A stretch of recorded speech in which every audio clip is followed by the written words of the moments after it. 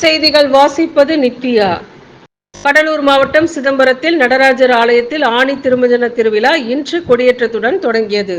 இன்று முதல் 10 நாட்கள் வரை சிதம்பரம் நடராஜர் ஆலயத்தில் தேர் திருவிழா நடைபெறுகிறது. சிதம்பரம் நடராஜர் ஆலயத்தில் வருடத்திற்கு 6 முறை நடராஜ பெருமானுக்கு அபிஷேகங்கள் நடைபெறும். அதில் 2 அபிஷேகங்கள் ஆயிரங்கால் மண்டபத்தில் நடைபெறும். ஒன்று ஆணி திருமஞ்சன திருவிழா, மற்றொன்று ஆருத்ரா தரிசனம்.